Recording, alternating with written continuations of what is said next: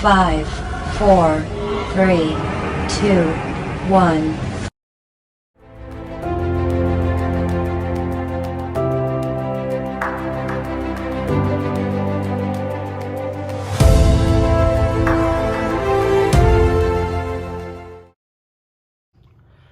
Assalamualaikum warahmatullahi wabarakatuh. Perkenalkan, nama saya Juanda Rahab. Saya kelas 6E Manajemen Pagi dengan NPM 1805160281. Nah, pada kali ini saya akan menjawab pertanyaan nomor 1 dengan pertanyaan: pengadaan sumber daya manusia memiliki sasaran agar proses pengadaan sumber daya manusia dapat diperoleh sejumlah tenaga kerja tertentu sebagai sumber daya yang memiliki kualifikasi yang tepat sesuai kebutuhan dari jabatan pekerja tersebut. Nah, jelaskan definisinya dan apa saja sih pokok bahasan pada pengadaan sumber daya manusia? Mengapa masalah pengadaan karyawan merupakan hal yang rumit dan sulit? Nah, pokok bahasan utama dari fungsi pengadaan adalah proses di mana penarikan, seleksi dan penempatan, orientasi dan induksi untuk mendapatkan karyawan yang efektif dan efisien untuk membantu tercapainya suatu tujuan dari perusahaan. Berarti ini adalah hal yang sangat rumit juga ya tentunya teman-teman, bagaimana mereka dapat menyeleksi untuk proses penerimaan dari karyawan. Nah, karena pada umumnya pengadaan tenaga kerja pada suatu perusahaan sangat penting. Kenapa? Tenaga kerja adalah aset utama dalam suatu perusahaan. Seorang tenaga kerja harus memiliki skill. Nah, skill ini adalah kemampuan yang sesuai dan dapat memenuhi persyaratan yang ditentukan. Skill ini ada di dalam diri dan boleh juga diasah dari sejak kecil.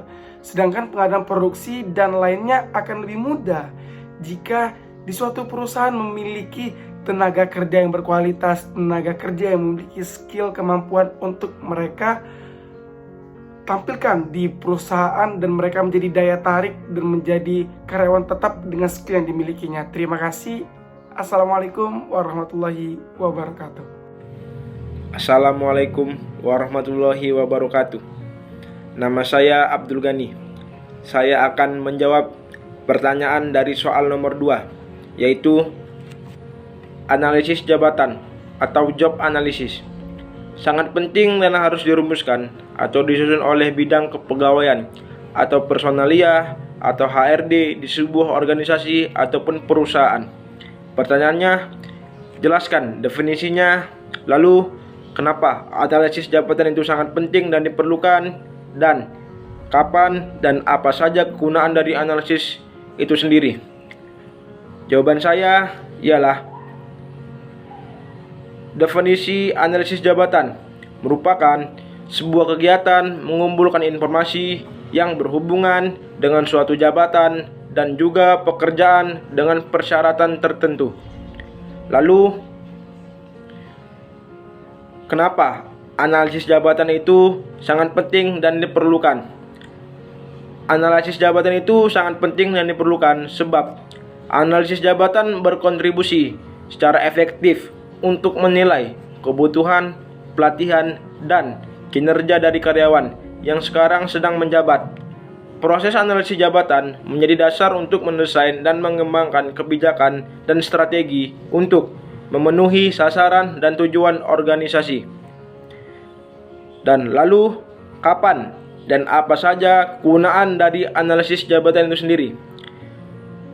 Jadi, kegunaan dari analisis jabatan itu sendiri ialah: yang pertama, sebagai dasar untuk merekrut seorang pegawai baru dengan seleksi yang ketat. Yang kedua, sebagai hal untuk mengevaluasi kinerja pegawai. Dan yang ketiga, yaitu meninjau penilaian jabatan.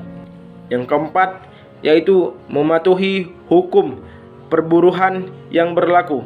Yang kelima, yaitu meningkatkan produktivitas kerja. Dan yang keenam, yaitu desain pekerjaan dianalisis agar dapat menyesuaikan.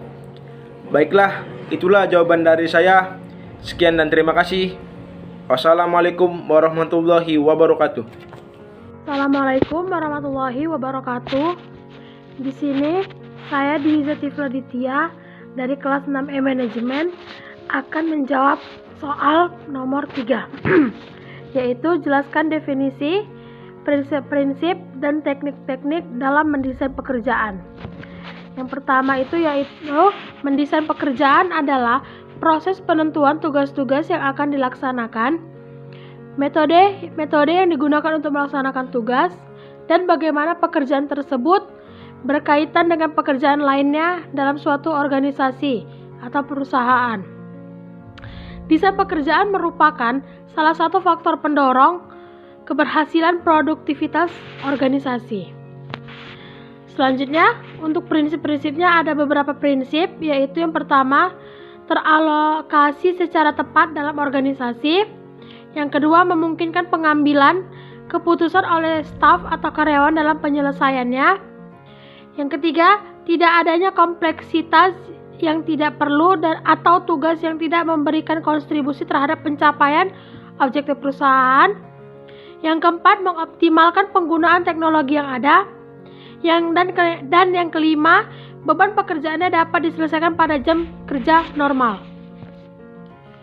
Dan selanjutnya yaitu teknik-tekniknya.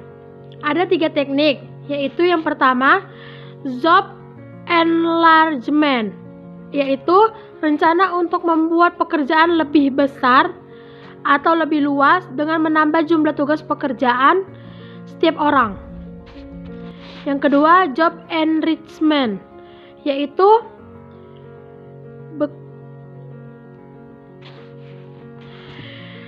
job enrichment hampir sama dengan job enlargement.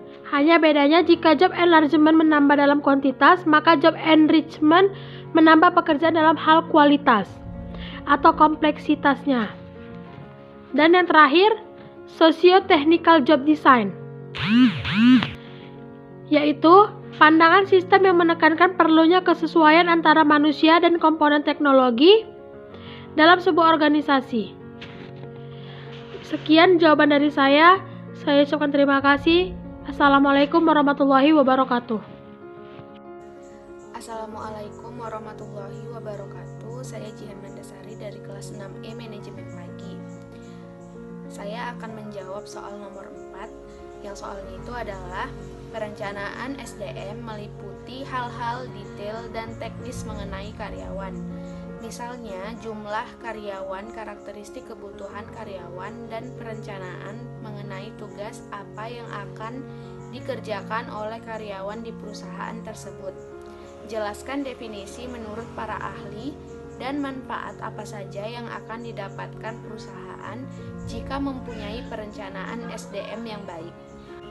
Saya mengambil 2 pendapat ahli. Yang pertama yaitu menurut Andrew E. Sipula. Ia berpendapat bahwasannya perencanaan SDM adalah proses menentukan kebutuhan tenaga kerja dan berarti mempertemukan kebutuhan tersebut agar pelaksanaannya berinteraksi dengan rencana organisasi. Yang kedua, ada pendapat dari William B. Werther dan Kate Davis.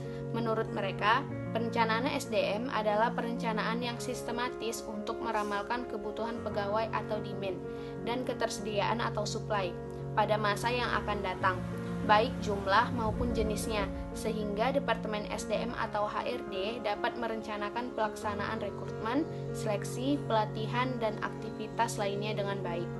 Adapun manfaat yang didapatkan dari perencanaan SDM yang baik yaitu yang pertama, mengantisipasi kebutuhan tenaga kerja dengan berbagai kualifikasi di kemudian hari. Yang kedua, tim HR bisa bekerja secara proaktif dalam menentukan kandidat yang sesuai.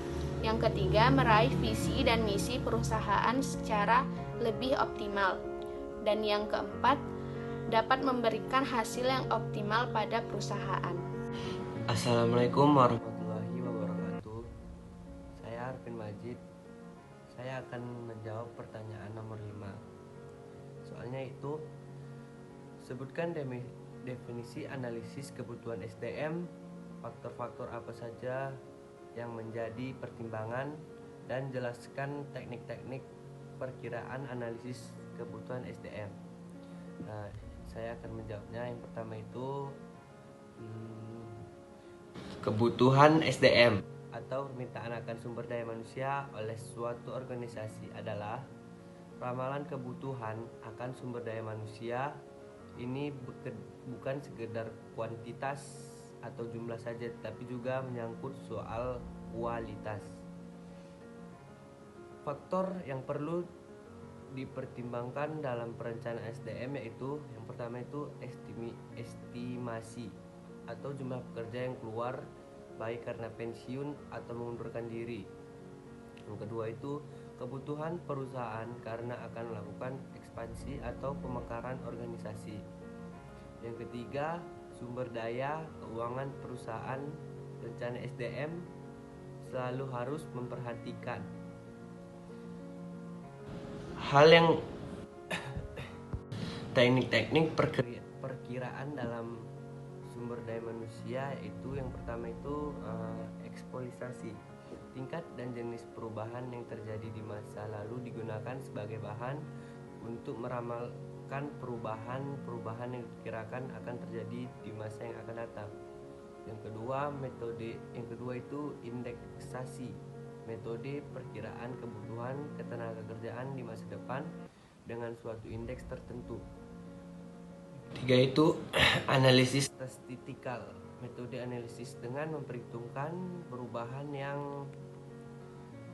mungkin terjadi sebagai penyebab bergesernya tuntutan terhadap kebutuhan akan sumber daya manusia. Terima kasih.